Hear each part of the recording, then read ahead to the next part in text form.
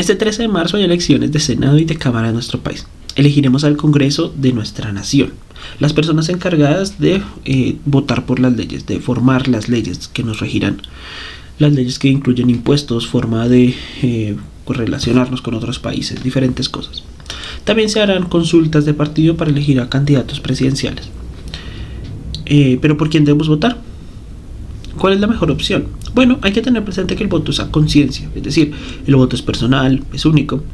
Y la Biblia nos da unos principios muy buenos que debemos tener presentes al momento de ir a elegir, al momento de ir a votar. Pero sobre todo que nos ayudan a mantener una relación muy buena con respecto a nuestros hermanos. Lo primero que quiero que revisemos es Romanos capítulo 3. Dice así: sométase toda persona a las autoridades superiores, porque no hay autoridad sino de parte de Dios, y las que hay por Dios han sido establecidas. Es decir, que cuando nosotros votamos, que en nuestro país que es democrático, se nos permite a nosotros participar en la elección de estos líderes, de estas autoridades, estamos participando en esta forma en la que Dios establece las autoridades. Pero una vez el resultado ha sido dado, hay que recordar que han sido establecidas por Dios. Las que hay por Dios han sido establecidas.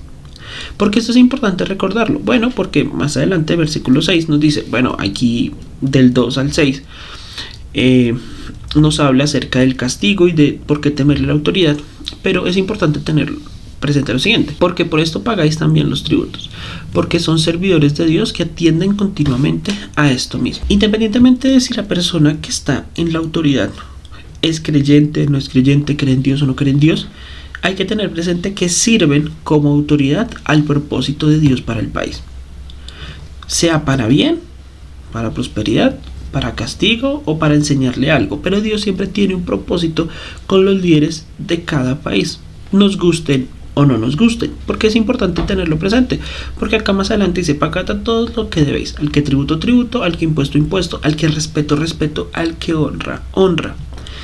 Y esto es algo importante para cada uno de nosotros. Como hijos de Dios, como creyentes, a las autoridades siempre les debemos respeto, siempre les debemos honra.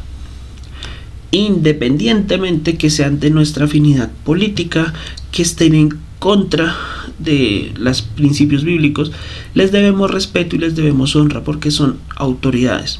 Claro, que nosotros sigamos su corriente, que nosotros pensemos como ellos piensan, ya es muy diferente. Pueden ser personas que aprueben el aborto, pero son autoridades y se les debe respeto. Ahora, oramos por ellos, buscamos la forma de presentarles el evangelio de alguna forma, pero no podemos faltarles al respeto porque han sido autoridades puestas por Dios, así sea para castigo de su pueblo. Interesante, o sea, me parece muy interesante, porque cuando en el versículo 2 dice: de modo de quien se opone a la autoridad, a lo establecido por Dios resiste, y los que resisten acarrean condenación para sí mismos. Este versículo es interesante porque hay que entender cuando uno se está resistiendo a la autoridad por gusto, es pecado. Pero cuando nosotros nos resistimos a la autoridad por defensa del evangelio, no es pecado. Ahora, es muy importante entender que Dios no nos manda como cristianos a enfrentarnos a la autoridad. Nos manda a ser prudentes, nos manda a someternos a la autoridad, a no resistirnos a ellos. Y cuando la autoridad de verdad va en contra del cristianismo, va en contra de Cristo, la respuesta del evangelio, la respuesta de los hijos de Dios ha sido el pasar a ser mártires. O sea, ha sido dar su vida por defensa del evangelio, pero no dar su vida en actos de rebeldía, en actos vandálicos. No, es entregarla voluntariamente como testimonio de que es más importante Cristo que obedecer a las autoridades. O huir es la otra opción, pero no está la opción de combatir o pelear. O sea, hay que tener presente eso. Un creyente no combate contra la autoridad. Un creyente o se aleja o entrega su vida. Es el ejemplo que tenemos en la Biblia. En el Nuevo Testamento no tenemos ejemplos de combates o de luchas. Los ejemplos de combates y de lucha eran del Antiguo Testamento porque se luchaba por la tierra. Los israelitas tenían la autoridad de luchar por su nación. Los creyentes tenemos una nación celestial. Y cuando la autoridad nos ejerce presión o cuando la autoridad se opone a esto, Los caminos que tomaron los apóstoles fue 1, la martirización, o 2, huir. Y huir, no huir simplemente, no me cuido mi vida, sino huir a predicar el evangelio a otra parte. Porque los magistrados no están para infundir temor a los que hacen el bien, sino al malo. ¿Quieres pues no temer a la autoridad? Haz lo bueno y tendrás alabanza de ello.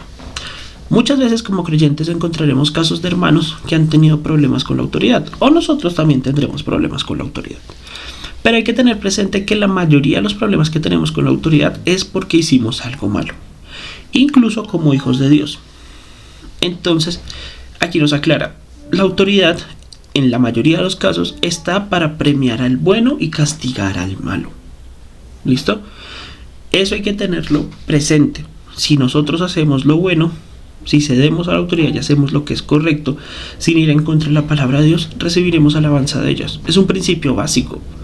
Pero muchas veces como creyentes somos castigados por llegar tarde, somos castigados por intentar evadir impuestos, somos castigados por faltarle el respeto a la autoridad. Y esto no tiene nada que ver por defender el evangelio. Incluso en Colombia, casi en ningún caso la autoridad va a oponerse al evangelio porque tenemos libre culto, libre expresión de religión. Es decir, a nadie le pueden discutir o pelear o discriminar por su creencia.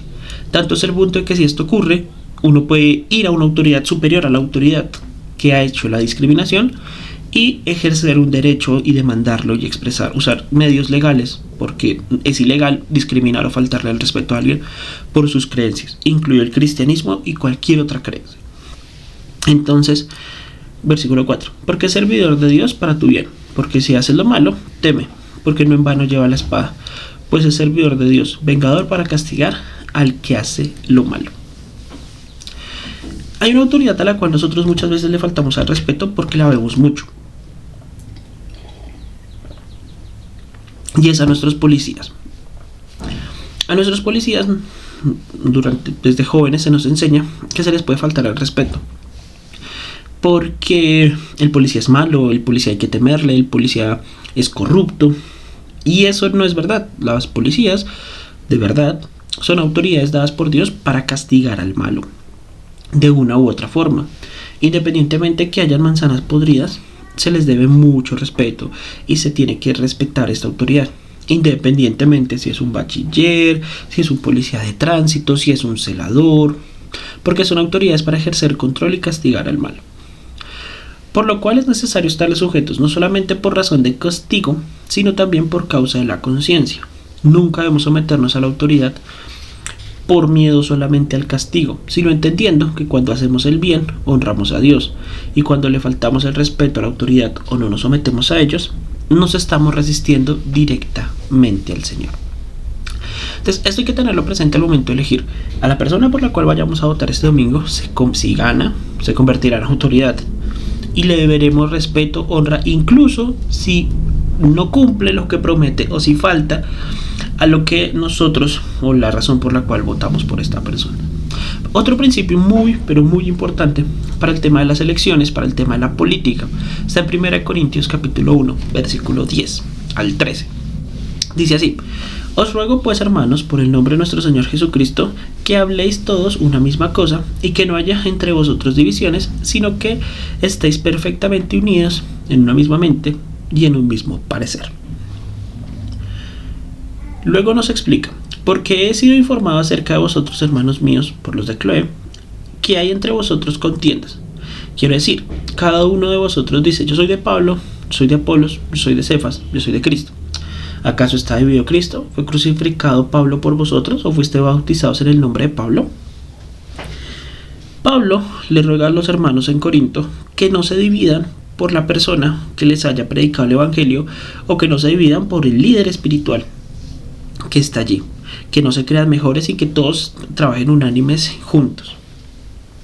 Si no era permitido, si está mal dividir la iglesia de Cristo con apóstoles y maestros del Señor, ¿cuánto más será malo dividir la iglesia de Cristo por temas políticos?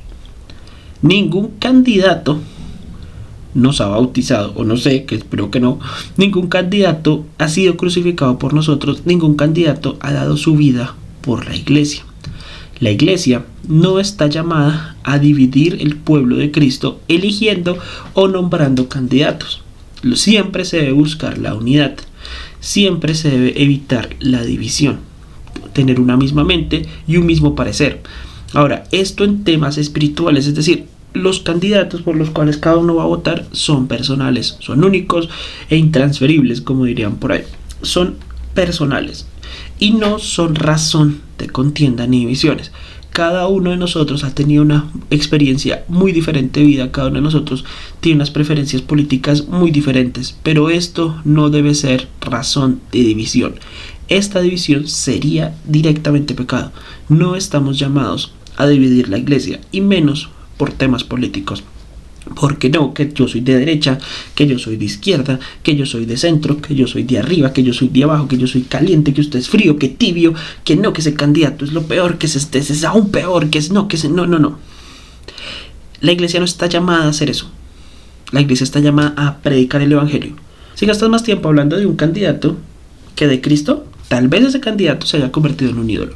Porque recuerda que el Salvador del mundo es Cristo Jesús, que dio su vida por nosotros, que se sacrificó, que vino a este mundo para pagar por nuestros pecados y que resucitó al tercer día para darnos vida eterna, y que nuestra nacionalidad principal está en los cielos.